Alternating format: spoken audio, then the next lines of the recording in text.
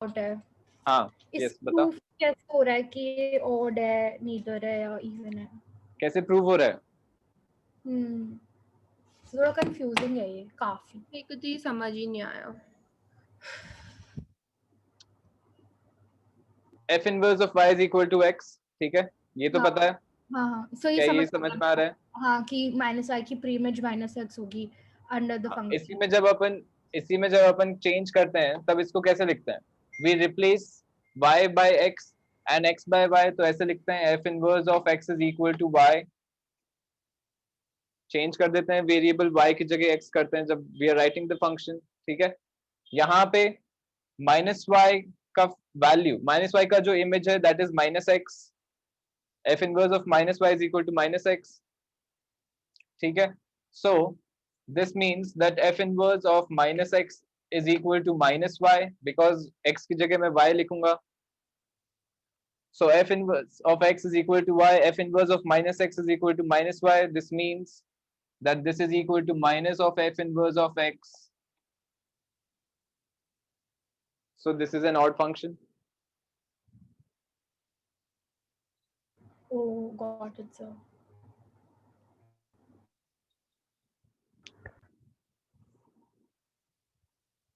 ठीक है कंटिन्यू करें, आगे समझ में?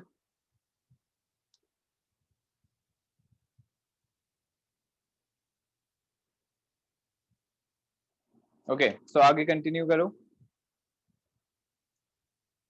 So थोड़े और डाउट्स हैं। हाँ So 6C.1 में 6th क्वेश्चन में डाउट है। 6C.1 में 6th क्वेश्चन में डाउट है। 6th question. Show that if f of x is an odd function, then mod of f of x is an even function. So इसमें can we make, हमको इसमें doubt था, हमसे solve हो गया था, तो do we have to do this while making a graph or we can just write it and show it? Normally sir basically क्या हुआ था, मैंने नॉर्मली किया था, अन्या ने ग्राफ के थ्रू प्रूफ किया था। तब दोनों वे से तो हमको पता नहीं था कि मतलब कौन से वे से करना है, तो एक बार आप कर दो या तो। नहीं ग्राफ में टाइम ज्यादा लग सकता है, कर दो सकते हैं proof, but algebraically it is I think a better option. बहुत सिंपल है algebra से प्रूव करना।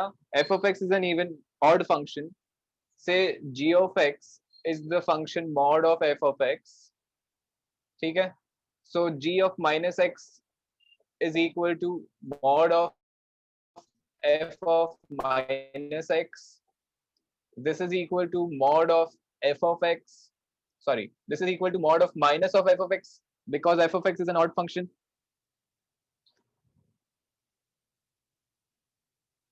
Because mod sign है बाहर में, this is same as mod of f of x, since mod of minus x is equal to mod of x होता है, therefore g of minus x is equal to mod of f of x, which is equal to g of x, so it is an even function.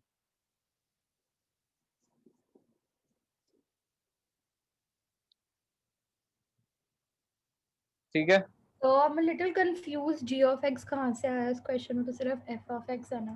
जी अरे ये वाला function mod of f of x is the new function, उसको मैंने g of x लिया है, अच्छा, उसको suppose किया है g of x. oh got it sir. ठीक है कंटिन्यू करें, चलो आगे। So next is 8th B. 8th B, 8 के बाद तो हमको सारे डाउट्स थे आई थिंक, एक क्वेश्चन को छोड़ के। 8th B 8th के बाद हमने किया ही 9th और 10th है। ऐसा कुछ किया नहीं था, हमने पढ़ा था पर हमसे हुआ नहीं था, सच बोलिए यहाँ पे आप। सॉरी। ओके इससे बुरा और इससे टफ और इससे घटिया चैप्टर नहीं देखा मैंने, इतना गंदा है। अभी तो तुम लोग टफ वाली एक्सरसाइजेस पे तो आए नहीं हो, पार्शियल फ्रैक्शंस पे तो आए नहीं हो, और रैशनल फंक्शंस पे भी नहीं आए हो। आप डरा रहे हो, हम ये चैप्टर छोड़ देंगे, मैं मैथ एचएल ड्रॉप कर दूंगी अगर इतना लेंथी क्वेश्चंस तो वही हैं, ये वाले तो बहुत सिंपल क्वेश्चंस हैं, मतलब सिंपल एज इन लेंथी नहीं है ये वाले क्वेश्चंस। सर लेंथी क्वेश्चंस फिर भी इजी होते हैं अगर कॉन्सेप्ट सही होते हैं, साले यहाँ पे तो पता नहीं क्या है। अच्छा ये वाले कॉन्सेप्ट सही नहीं हुए तो ये इजी नहीं होते, ये टफ होते हैं? वाह, कॉन्सेप्ट सही हो तो ये वाले टफ होते हैं, सही है। कॉन्सेप्ट सही हो तो दोनों ही इजी हैं, फिर तो लेंदी वाले बस ज्यादा टाइम लेते हैं करने में।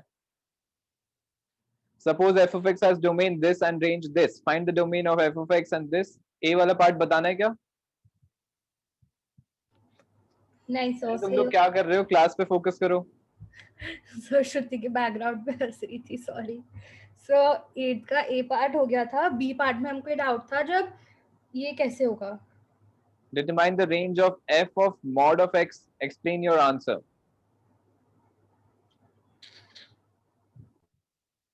f of mod of x. श्रुति तो अपना रीजनिंग दे, जो मेरे को कल समझा रही थी। अच्छा क्या लगाया तुमने दिमाग इसमें, बताना। एक सेकंड, क्या कौन से वाला है ये? ये वो है जिसमें रेंज -5 to -7 to 5 थी। बताती हूँ मैंने क्या किया, ठीक है? एक सेकंड, गिव मी 2 minutes। हाँ ठीक है, मैं बताती हूँ। Share screen, where is this?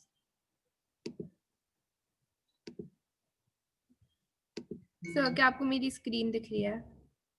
अभी ब्लैक स्क्रीन है, हाँ अभी दिख रहा है मेरे को व्हाइट। एक सेकंड सर, ये मेरे को क्वेश्चन वापस दे। अच्छा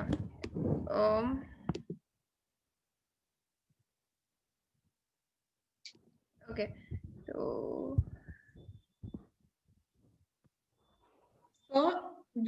Shruti, these are your question 6C के doubts ना, like मतलब exercise? Yes, 6C है ना? yes, yes.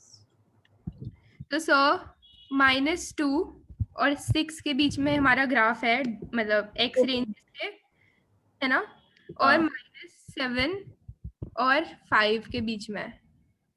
So we are considering कि फॉर एग्जाम्पल हमारा ग्राफ ऐसे है, ऐसा पैराबोला है, राइट? और एक सेकेंड, क्या करना है इसमें हमको? एफ ऑफ, हाँ मॉड ऑफ, नहीं अपन सेकेंड क्वेश्चन की बात कर रहे थे ना अनन्या? हेलो अनन्या, हाँ बी पार्ट की बात कर रहे थे ना? तो अगर अब मॉड ऑफ एफ एक्स होगा, मतलब बस उस पे लगेगा, तो मतलब वो ग्राफ ऐसे बनेगा कुछ, है ना? Like you get what I am doing sir? Graph किस पे लगा रही तू? x पे, मॉड x पे लग रहा है। हाँ, तो अगर सपोज, रुको सर मैं वापस बताती हूँ आपको, मैं बताती हूँ मैं क्या कर रही हूँ। हाँ सही है, अरे सही था। तो अगर ये ऐसे यहाँ पे आ रहा है तो ये ऐसे बन जाएगा वापस, हाँ ठीक है, इवन फंक्शन हो गया तो symmetric with respect to y axis. -7 5 और यहाँ की क्या वैल्यूज थी अनन्या? -2 और 6। हाँ, तो सर बेसिकली इसमें ये बोल रहा है कि can you determine the range of such functions. तो बेसिकली हम डिटर्मिन कर सकते हैं ना रेंज, मतलब क्योंकि वी कैन फॉर द, मतलब डिटरमिन कर सकते हैं, but with the given information we can't right now for this function, because हमको नहीं पता कि हमारा ग्राफ ऐसा है या ऐसा है। तो अगर नहीं हाँ, ये we don't know, basically we don't know where it is intersecting the y axis। जैसे ये -7 है, ये 5 है, ये 2 -2 हो गया यहाँ पे, एंड यहाँ पे 6 हो गया, ठीक है?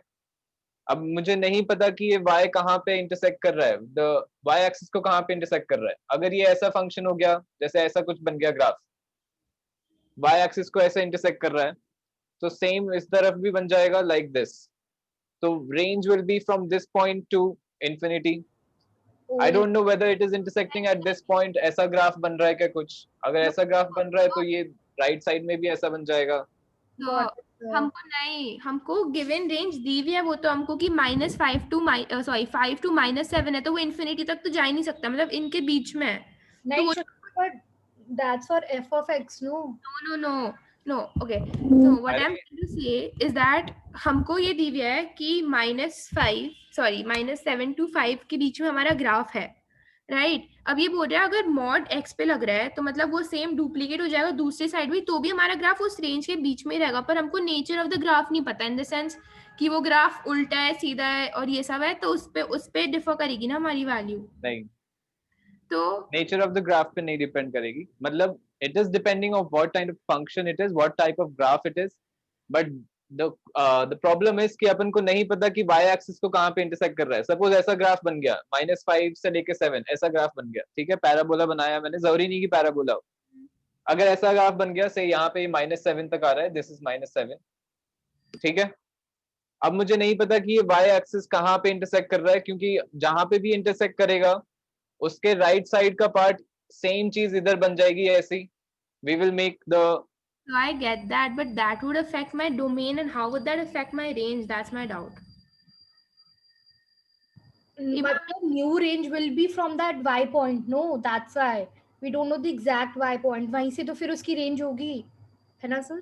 So हाँ, won't we ये say वाला- it in a way, जैसे कि for example if the domain gets restricted, तो फिर जो like this is what I remember from the class, like for example our domain gets restricted, मतलब in the sense it becomes positive if you have like x के this thing around modulus, तो फिर उससे जो भी आपकी y values आई थी जो negative थी उसके हिसाब से वो भी तो reflect हो जाएगी ना, वो change हो जाएगी.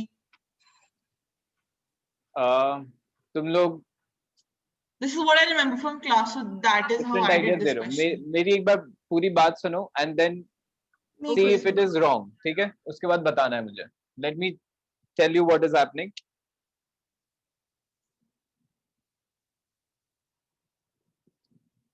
ये -2 है, ये 6 है, दिस इज आवर डोमेन, ठीक है. So graph is restricted between -2 and 6.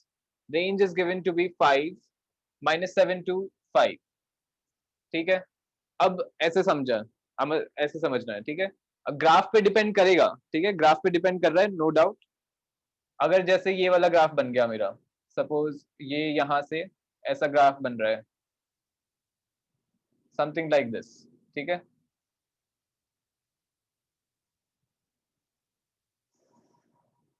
ऐसा ग्राफ बन रहा है, 6 तक जा रहा है, -2 से 6 के बीच में है ग्राफ, 5 and -7 के बीच में है ग्राफ, ठीक है. कोई सा भी ग्राफ बन गया, suppose this is the graph. Now यहाँ पे क्या हो रहा है, अब अगर मैं इसका फंक्शन का ग्राफ बनाऊं, f of mod of x, इसका ग्राफ बनाऊं अगर, सो it will reflect from the y axis, मतलब y एक्सिस के राइट साइड में जो है वो रिफ्लेक्ट हो जाएगा. So the graph will be something like this, ऐसा बनेगा ये. और ये वाला जो है इसको डिस्कार्ड कर देंगे, ठीक है. नाउ वी सी कि ये जहां पे इंटरसेक्ट कर रहा है, जो y एक्सिस पे जहां पे पॉइंट आ रहा है, यहां से लेकर जो भी ऊपर की वैल्यू होगी वो वाली अपनी रेंज हो जाएगी. पर मेरे को एक डाउट है, मैं बात पूछूं, हमारी अपर लिमिट तो 5 ही थी ना उस केस में भी. Upper limit we don't know whether this is the same graph, ठीक है. अभी ये जरूरी नहीं है कि ऐसा ही ग्राफ बन रहा हो. सो 5 होगा या नहीं होगा, रेंज ये भी नहीं पता, ठीक है. सपोज ग्राफ ऐसा बन गया.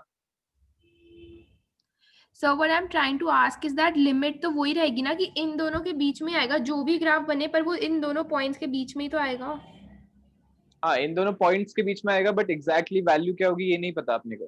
तो बेसिकली हमारी रेंज कुछ होगी -5 मतलब -7 से 5 के बीच में, पर हमको एग्जैक्ट रेंज नहीं पता. हाँ, बिकॉज़ एग्जैक्टली, यस. तो बेसिकली यही होगा ना कि -7 और 5 के बीच में ग्राफ बनेगा, मतलब it will end at 5 but it will start between somewhere above -7. नहीं, वो ऐसे तो बोलते नहीं, हैं ना. जरूरी नहीं है. अरे वो ग्राफ पे डिपेंड करेगा ना. जैसे ये वाला ग्राफ हो गया, सपोज ये ऐसा कुछ ग्राफ हो गया, ये sorry not the correct one. यहां से ऐसा स्ट्रेट लाइन मैंने बना दिया ऐसे, ये ग्राफ है. अब क्या ये दिख रहा है? -2 से 6 तक जा रहा है, 5 से -7 तक जा रही है वैल्यू ऑफ द ग्राफ, ठीक है. अब अगर मैं इसका ये वाला ग्राफ बनाऊं, इस फंक्शन के लिए ये वाला ग्राफ बनाऊं, तो y एक्सिस के रिस्पेक्ट में ये सिमेट्रिक हो जाएगा. So it will be like this till -2. ये वाला अपना हट जाएगा. सो अब range is going from this value to -7. So we do not know whether the range is whether the graph is this one or whether the graph is this one, so upon determine नहीं कर सकते, but it will be between -7 and 5. Okay, but so exactly upon range नहीं बता सकते, ठीक है.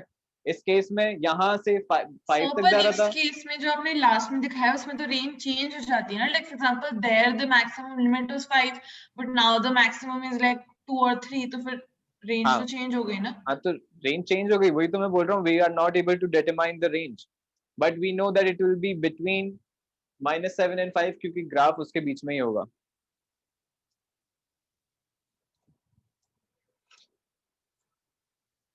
क्या आप समझ में आ गया? ठीक है. So not able to determine the range because the graph can be we do not know where the graph is intersecting, how the graph is made, we do not know the function.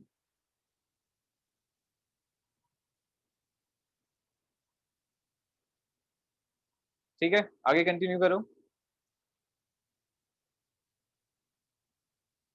If Yes, you do sir. not have क्या? बस इसके बाद 10th है, 10th question. 10th question. Okay. 10th question. Suppose f of x is equal to log of x plus 4 to the base 2. Sketch the graphs of y is equal to f of x and y is equal to mod of f of mod of x on the same set of axes. So what will we exactly write in words for this question? What will be exactly what? What will we exactly write for this question? मतलब इसका reasoning को exactly frame कैसे करें words में? For which one? Question 8. हाँ, so जो अभी discuss किया था ये range वाला. We cannot determine the range because we do not know what the function is and how the graph is made. इतना सा लिखना है बस. ठीक है, so.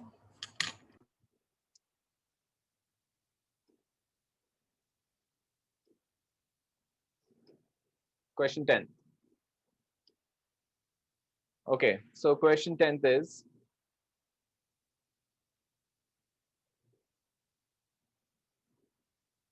we have to graph y is equal to f of x, where f of x is log of x plus 4 to the base 2. Suppose this to be y, then graphing this log of x to the base 2 का graph ऐसे बनेगा. log of x plus 4 to the base 2 कर रहे हैं means we are translating horizontally. ठीक है, translation होगा horizontal. Yes, sir. Opposite this is same as x minus of -4, so h is negative. If h is negative, we'll shift towards the left side by 4 units, so the graph will be like this.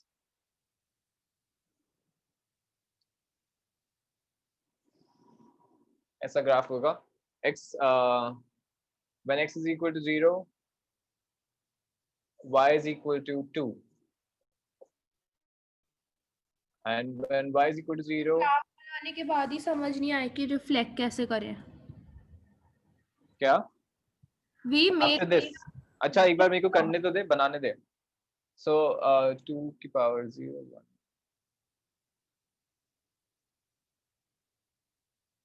1 -3 comma 0. Okay, this is the graph of y is equal to log of x plus 4 to the base 2.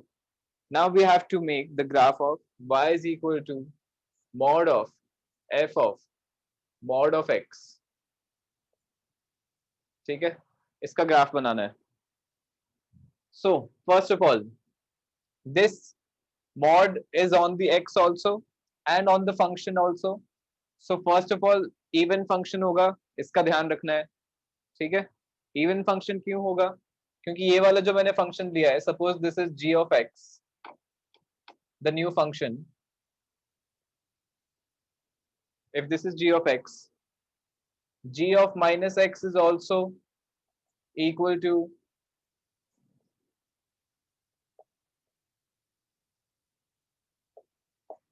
mod of f of mod of x.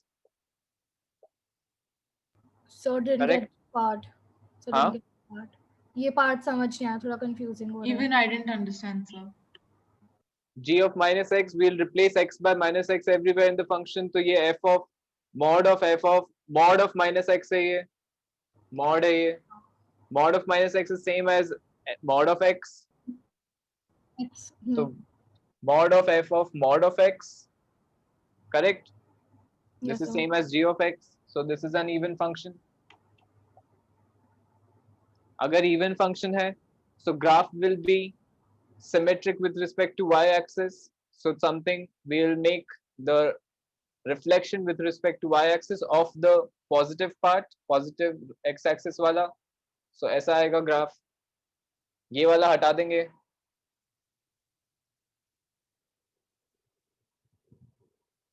Now there's a mod sign on the function. Mod of f of mod of x है. मतलब we'll take only that part which is above y-axis. क्योंकि ये पूरा graph above y-axis ये, तो this is the graph. यही graph है बस. So in all cases, mod of fx, मतलब दोनों में जब mod होगा, तो the function will be even only, right? In all cases, because Yes, whenever it will always be even. Yes, Okay, sir. it will always be even. But So I यहाँ have पे a क्या? doubt. हाँ sir आप बोलो फिर I'll tell you. यहाँ पे क्या हो रहा है?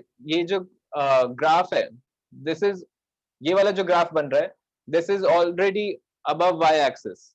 ठीक है? तो जो बाहर वाला मॉड है उससे भी इतना फर्क नहीं पड़ा. बट सपोज ग्राफ ऐसा होता, नीचे होता y-axis के, something like this. ठीक है? y-axis के रिस्पेक्ट में रिफ्लेक्शन आ गया, but this is below the x-axis, तो इसको ऊपर ले लेंगे, उसका रिफ्लेक्शन आएगा x-axis के रिस्पेक्ट में.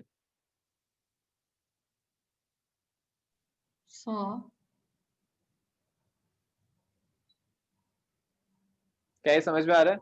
तो अगर ये नीचे है तो then we will again take a reflection here with respect to x-axis, और ये ग्राफ ऐसा बनेगा फिर. So I have a doubt. Yes. So in this case, like the values of, so obviously the values of x remain the same. So why don't we take the why don't we reflect the region between -3, 0 and 0, 2? Why don't we reflect that? That is also above the x-axis, no? Why don't we take the reflection here? Yeah, this region. क्योंकि even function अपन ने देखा था कि graph में क्या होता है, we'll take only the positive x side, on the positive x axis वाला साइड का रिफ्लेक्शन लेंगे y axis के रिस्पेक्ट में. ऐसा क्यों होता है? बिकॉज पॉजिटिव x वाली जो वैल्यूज हैं, ठीक है, उस पे जो ग्राफ बन रहा है, it will be repeated for the negative x values also. Oh, okay, I got क्योंकि it. जो जैसे 1 के लिए जो ग्राफ y की वैल्यू आ रही है, -1 के लिए भी सेम आएगी. So it will be a reflection like this. Oh, also because we have like a modulus on x also, that's why. हाँ, मॉड्यूलस ऑफ x की वजह से ही तो बना रहे हैं ऐसा. अच्छा हाँ, उसकी वजह से तो इवन फंक्शन बना है. हाँ, अब समझ.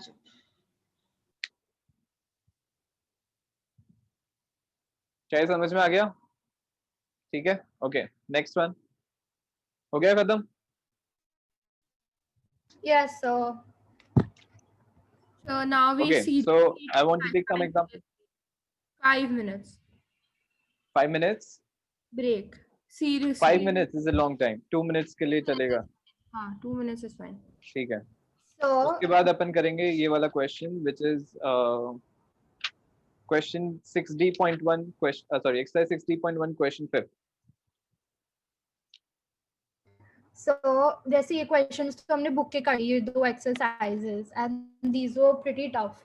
So do you have more questions like these, so at least we get a hold of these 2 exercises properly? Yeah. Questions for functions? Yeah. Yes, sir, for the functions. For further functions, even and odd. Yes, I do sir. have questions. है मेरे पास. क्या तुम लोगों को चाहिए? Yes, sir. अब हम थोड़ा सीरियस होने लगे होपफुली हो हाँ, जाए. तो अच्छी बात है, होना भी चाहिए. तो को एक्स्ट्रा क्वेश्चंस भी दे दिया करो, तो अगर हम चैप्टर जब कंप्लीट कर लेंगे, हम एक्स्ट्रा क्वेश्चंस भी कर लेंगे, so that we actually get hold of the chapter and not forget it continuously, because it'll be too hard to get hold of it again. Yeah, sure, ठीक है. Next class तक मैं भेज दूंगा questions. ठीक है. Thank you, sir. मतलब I do have questions but I have to format them, तो उसमें थोड़ा सा टाइम लग सकता है. So वो मैं नेक्स्ट क्लास तक भेज दूंगा, probably Saturday या फिर maximum Sunday. Okay, sir.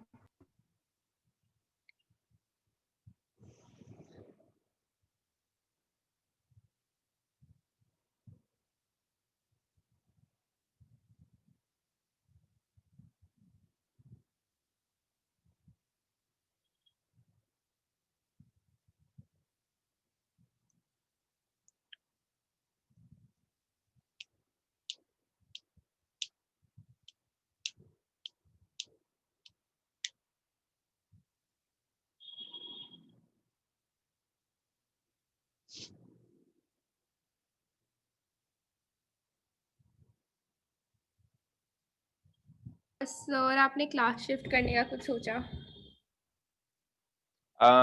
Sir आप अभी दिवाली के बाद कर सकते हो क्या, अगर आप मतलब, बिकॉज अभी मेरी खुद की लाइक स्कूल के बाद 3:30 क्लासेस होती हैं, तो फिर अगर आप 3 बजे करोगे तो I won't be able to attend because I have my BA class.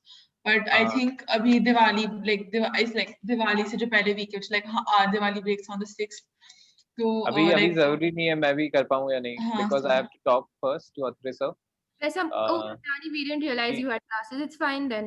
If you have No, classes, my classes, like, so that, like, basically I have my VA classes in the school timetable only, but right now there's just the shift.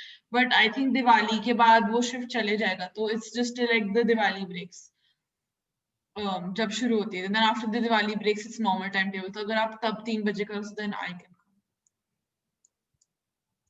Okay, I'll see. ठीक है, जरूरी नहीं है, but I'll see if I can.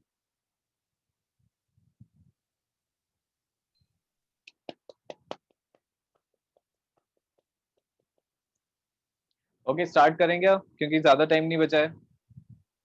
ठीक है, so this is exercise 6D.1.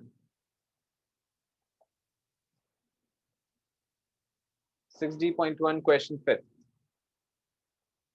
All right, so an important question, ऐसे type के questions आ सकते हैं डेफिनेटली, एंड थोड़ा सा दिमाग भी इसमें अच्छा लगता है. सो लेट्स सी कैसे बनाना है. आप सीधा सीधा बोल सकते हो कि क्वेश्चन बहुत टफ है और हमसे नहीं होगा. हाँ सर, दिमाग ज्यादा लगता है और टीचर्स को तो ऐसे क्वेश्चंस बहुत अच्छे लगते हैं, बोलते हैं सबसे बढ़िया क्वेश्चन है, करो बेटा. हाँ ठीक है, इतने ज्यादा अच्छे भी नहीं है क्वेश्चंस मेरे ख्याल से तो, बट ओके, बिकॉज कॉन्सेप्ट्स इसमें ज्यादा कुछ चेक नहीं हो रहे हैं, दिमाग जरूर लग रहा है. So this type of graph is there. ठीक है, the graph alongside shows a linear function f of x and a quadratic function g of x. Copy the graph and on the same set of axes, graph y is equal to f of x upon g of x. Indicate clearly where the x-intercepts and the asymptotes occur. So y is equal to f of x upon g of x. इसकी value निकालनी, sorry इसका graph बनाना है. This is the graph of y is equal to f of x. This is the graph of y is equal to g of x. So we can see that f of x is a linear function and g of x is a quadratic function because uska straight line graph hai, g of x ka parabolic graph hai. So this is of the type linear upon quadratic. ठीक है, वो type, इस type का rational function है. Okay, so let's start. सबसे पहले asymptotes check करते हैं. Linear upon quadratic is the second type of rational function, right? Second, if you consider second, इस चैप्टर में फर्स्ट टाइप का है और सेकंड इन टोटल, क्योंकि पहले अपन ने एक पिछले वाले चैप्टर में भी फंक्शंस में भी पढ़ा था, linear upon linear. This chapter is the first type. In this chapter it is first type. Second type is quadratic upon linear. Now first we are seeing the vertical asymptotes. Vertical asymptotes कहाँ पे होते हैं? Where the denominator is 0. ठीक है, denominator means g of x कहाँ पे 0 आ रहा है? g of x क्या 0 means the x intercepts of g of x. ठीक है, at these points g of x is 0. तो ये वाले जो points हैं ये अपने vertical asymptotes बन जाएंगे. So making vertical asymptotes on these points. So can you explain again वो क्यों बन जाते हैं vertical asymptotes? Because denominator अगर 0 हो गया तो function undefined हो जाएगा, इसलिए इन points को अपन Okay, yes. पे function defined नहीं होगा, इसलिए ये वाले points नहीं आएंगे डोमेन में. ठीक है, so these are our vertical asymptotes. Then discuss करते हैं डिफरेंट केसेस. सर एक चीज, अब now I'm just putting my own brains to this because the y-intercept of the whole function will also be this thing like f of x upon g of x. तो फिर हो जाएगा f of x equals to 0. तो फिर जो जहाँ F of x cut करे Y axis को वही तो इसका वाई एक्सिस होएगा, y एक्सिस नहीं, y इंटरसेप्ट। वाई इंटरसेप्ट, हाँ करेक्ट। क्योंकि इतने तक मैंने सॉल्व करा था। y इंटरसेप्ट होगा या x इंटरसेप्ट होगा? So y intercept होएगा ना if it's cutting the y axis. x intercept होगा। x इंटरसेप्ट आएगा when f of x is equal to 0. Oh yes, When f yes, of x yes. is equal to 0, it Yes, will be yes, the x yes, intercept. yes. Sorry. Because when f of x is equal to 0, y will also be equal to 0. तो वो same Yeah. हो जाएगा. So this will be the x intercept of the function of this function. Then अब यहाँ पे discuss करते हैं cases. ये वाला पॉइंट ऑफ इंटरसेक्शन है। Point of intersection means point of intersection पे क्या हो रहा है, एफ ऑफ एक्स की वैल्यू सेम है, जी ऑफ एक्स की वैल्यू सेम है, ठीक है। सो सेम अपॉन सेम अगर हो गई वैल्यूज तो that is equal to y is equal to 1 in that case.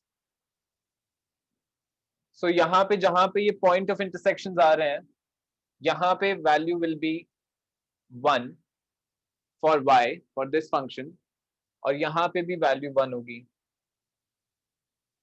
Why 1 so? अरे Because f of x upon g of x हो रहा है, f of x की वैल्यू भी सेम है, g of x की वैल्यू भी सेम है, तो सेम वैल्यू अपॉन तो अगर सेम वैल्यूज है तो 1 हो जाएगा ना।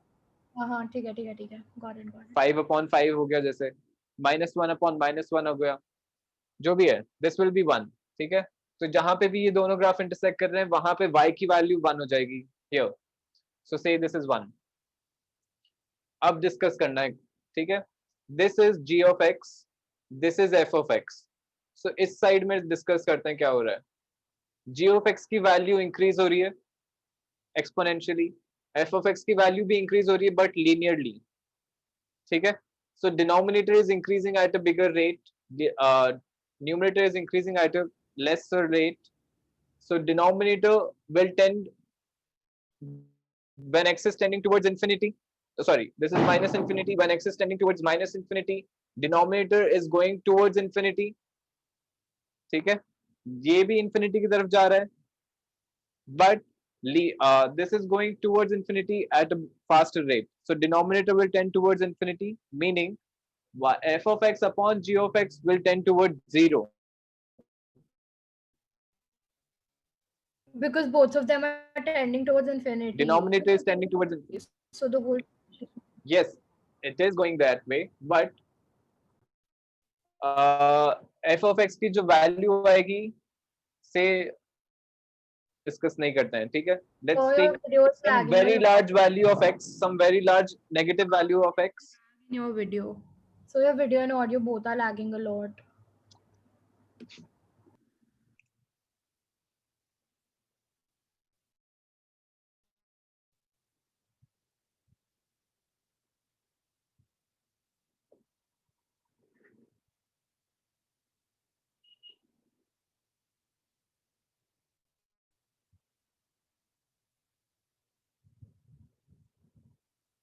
अभी सही है क्या? So अब दिख रहा है. Okay. Yeah, so for me it's fine now. Infinity की जगह let's take a very large value of x, ठीक है। If we are taking a very large value of x, f of x की value कुछ आएगी, ठीक है। g of x की value will be exponentially larger than that, क्योंकि ये तो linearly increase कर रहा है, ये exponentially large increase कर रहा है, तो at a very large negative value of x, ठीक है। मतलब negative sign के साथ है but very large in absolute value. In that case, f of x will be some value, but g of x will be an increase exponentially greater value. So denominator is very big, numerator is smaller. So y की value क्या होगी? It will be very close to 0 because denominator is relatively very large. ठीक है? So यहाँ पे ऐसे notice करना है कि जब x minus infinity की तरफ tend कर रहा है, then y will tend towards 0. ठीक है? But positive upon positive आ रहा है, so it will tend towards 0 from the positive side. So you can write it like this: when x is tending towards minus infinity, y is tending towards 0 plus, because positive upon positive, meaning this value will be positive only. तो ये ऐसा बनेगा like this. ठीक है, अभी ये वाला case discuss कर रहे हैं, near the asymptote, this will go here. So when x is tending towards minus infinity, y is tending towards 0 from above. Then this is some vertical asymptote. तो यहाँ पे डिस्कस करते हैं f of x की value is some value, f of x की कुछ value है, g of x की value is tending towards 0, g of x is tending towards 0. ठीक है, so denominator is tending towards 0. अरे यहाँ पे दिख रहा है ना, when x is going towards this side, g of x is tending towards 0. I think it's lagging again. I mean, for me it is. Even for me, so the board has become completely blurry Yes, also. I'm having some troubles today in the internet. And some troubles with electricity also.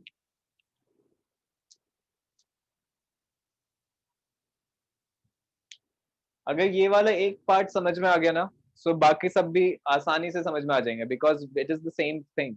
ठीक है, then this question becomes very easy. So ये ध्यान रखना है बस. M आई good? Voice सही आ रही है? Video? So voice is fine, but your video is lagging. Video is lagging a bit.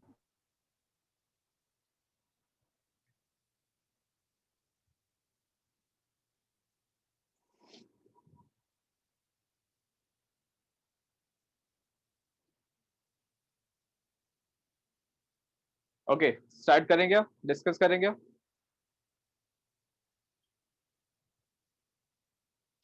Alright, यहाँ पे डिस्कस करते हैं. Near this asymptote, what is happening?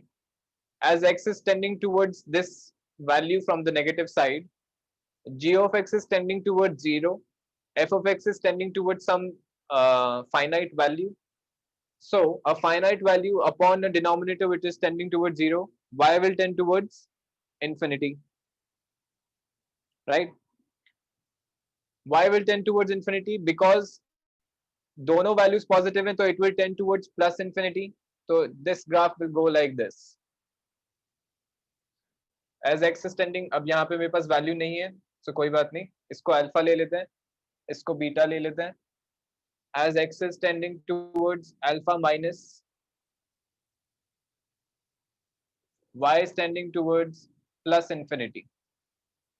क्या ये समझ में आ गया? ठीक है, next. Now x is tending towards alpha plus, so alpha 2 from the right side. In this case, what is happening? F of x is some finite value. G of x is tending towards 0, but with a negative sign. ठीक है, g of x is negative, but it is tending towards 0. So denominator is tending towards 0. Y will tend towards infinity, but it will have a negative sign. F of x is positive, g of x is negative, so y will tend towards minus infinity. So this will go like this.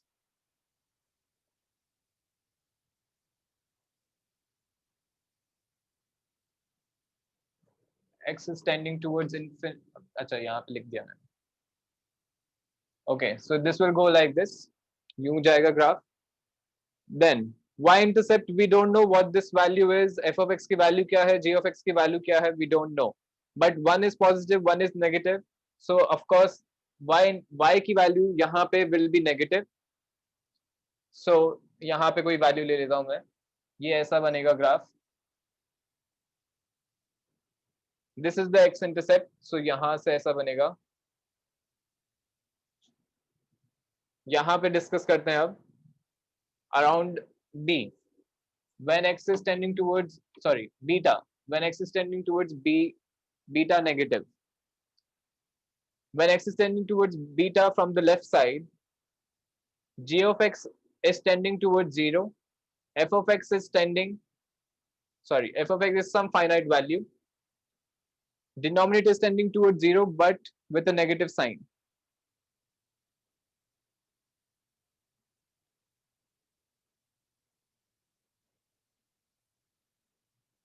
Okay, what happened to Shruti? बाकी दोनों हो ना class में? Yes, sir. समझ में आ रहा है ना सब चीजें? थोड़ा थोड़ा sir. थोड़ा थोड़ा नहीं, पूरा आना चाहिए एकदम। यहाँ पे g of x is tending towards 0, f of x is tending towards some finite value, y is equal to f of x upon g of x, f of x is some finite value but negative, g of x is tending towards 0 but negative, so denominator is tending towards 0, y will tend towards infinity, दोनों negative है तो it will tend towards plus infinity, so this will go like this.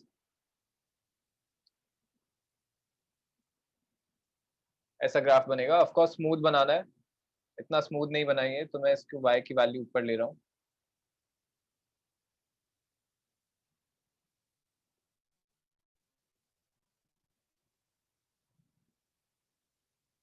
ये ऐसा graph बनेगा। यहाँ पे this is an asymptote, this is not act very, it is not touching the asymptote. Okay, next one. X is tending towards beta positive, so beta towards beta from the right side.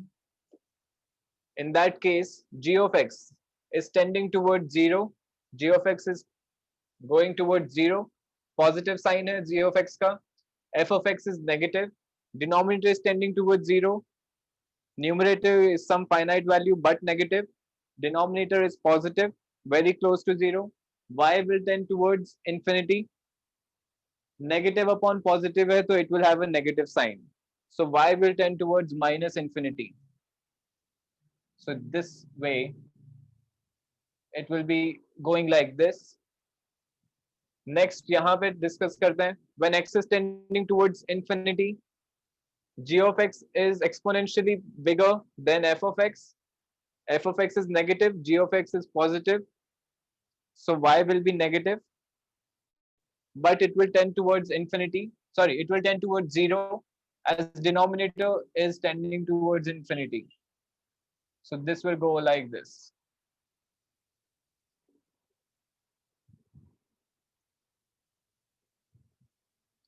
Last one is when x is tending towards plus infinity, y will tend towards 0 but from the negative side.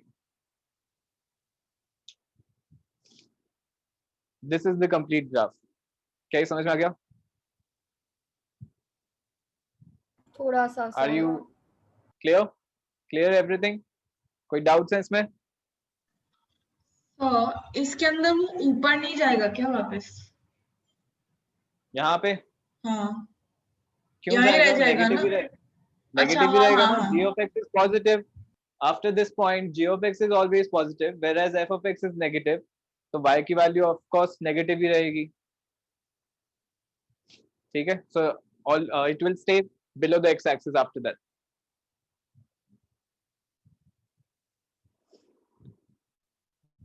ठीक है? So that's it for today. Next Okay, time so real polynomial start करेंगे अपन. Doubts अगर होते हैं तो वो भी discuss करेंगे. So keep doing, keep practicing, okay and sir. keep your questions ready. I will take them at the last next time. Okay? Thank you sir. Okay. Thank you. Bye.